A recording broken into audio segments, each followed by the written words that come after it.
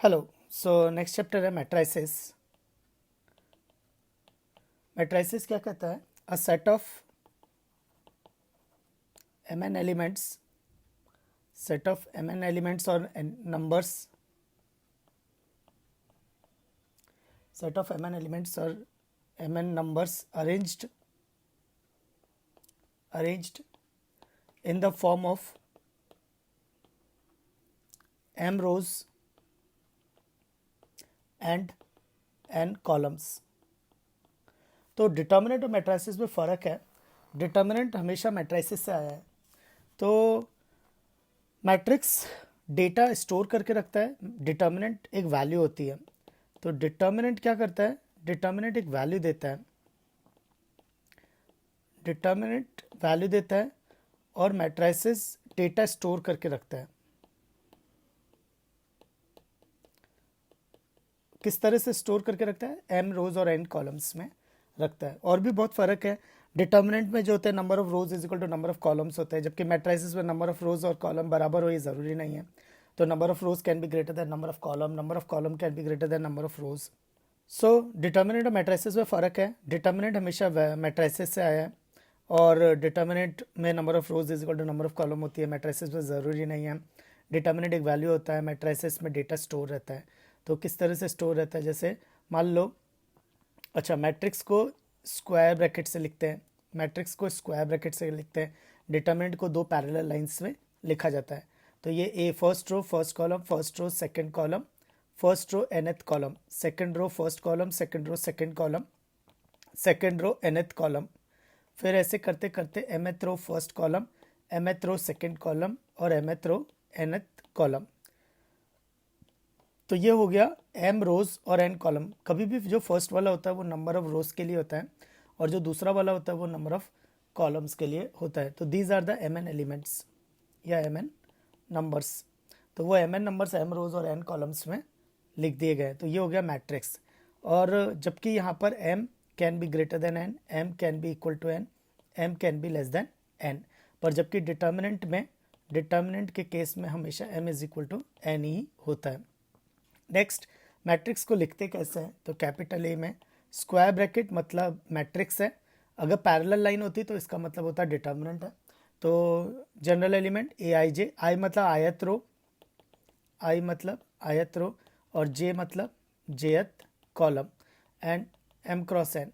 तो ये मुझे क्या बता रहा है? स्क्वायर ब्रैकेट ने बताया मैट्रिक्स है, ए आई जे ने बताया इसके general element, M cross S, M cross N ने मुझे बताया, एम ने बताया मुझे नंबर ऑफ रोज और एन ने बताया नंबर ऑफ कॉलम्स।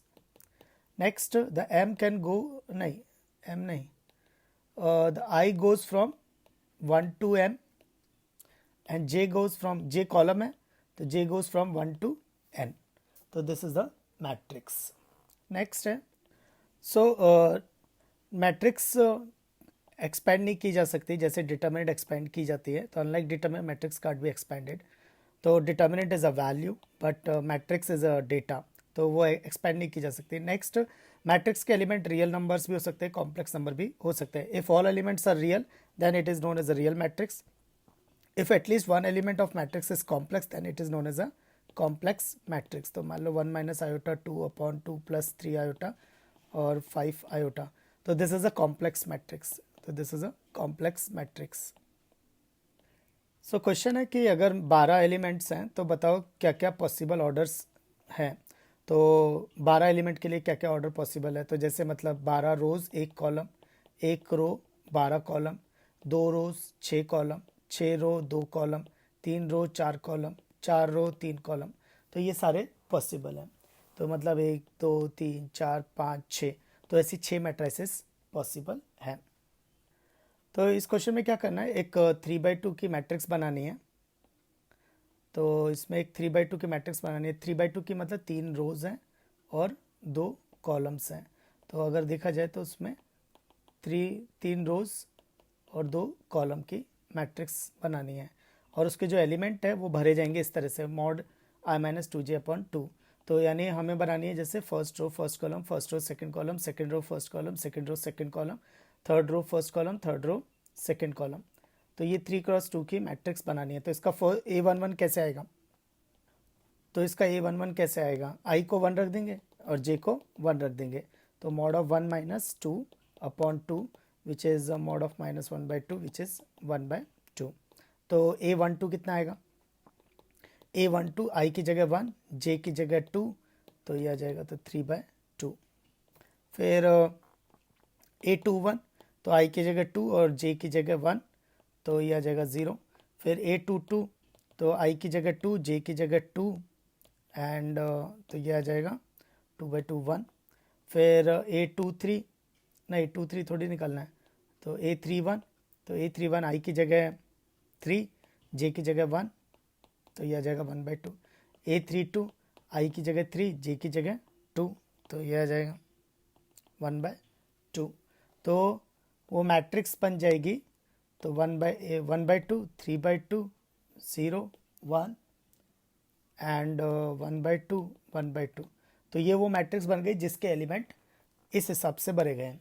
तो ये वो मैट्रिक्स बन गई जिसके एलिमेंट इस एलिमेंट के हिसाब से भरे गए हैं. आई की जगह वो नंबर रख दो, रो नंबर, और जे की जगह उसका कॉलम नंबर रख दो.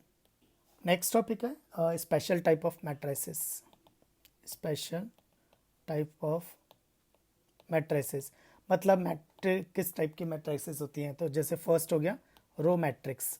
तो रो मैट्रिक्स नाम से क्लियर हो रहा है कि जिसमें रो होगी, तो having only one row, having only one row, तो उसको बोलेंगे रो मैट्रिक्स. तो ये कैसे दिखेगी, फर्स्ट 1 1 1 2 1 3 से लेके 1 n, क्योंकि इसमें सिर्फ एक ही रो है, पर कॉलम कितनी भी हो सकती है, तो 1 क्रॉस n. तो इस मैट्रिक्स का जो ऑर्डर होगा वो ऑर्डर होगा 1 क्रॉस m. एंड इसको ऐसे भी देख सकते हैं कि कोई एक वेक्टर है, उसके ये कंपोनेंट्स हैं, कोई एक वेक्टर है उसके ये कंपोनेंट्स है, इसलिए also known as a column vector, also known as a row vector. तो मान लो जैसे कोई एक वेक्टर है, उसके ये कंपोनेंट्स लिखे हुए हैं, तो this is also known as a row vector. तो इसको रो वेक्टर तो बोल सकते हैं. तो जिस तरह से रो मैट्रिक्स है उसी तरह से कॉलम मैट्रिक्स भी है. तो कॉलम मैट्रिक्स, तो कॉलम मैट्रिक्स में क्या होगा, एक ही कॉलम होगी, having only one column, having only one column. तो उसमें क्या होगा, एक ही कॉलम होगी. तो first row first column, second row first column, third row first column, तो ऐसे nth रो फर्स्ट कॉलम, तो n क्रॉस 1. तो मैट्रिक्स का जो ऑर्डर होगा वो होगा n क्रॉस 1. तो उसमें रो कितनी भी हो सकती है पर कॉलम एक ही होगी. नेक्स्ट इसको ऐसे देख सकते हैं कि ये किसी वेक्टर के कंपोनेंट्स हैं, तो that's why this is known as a column vector. So also known as a column vector, so also known as a column vector.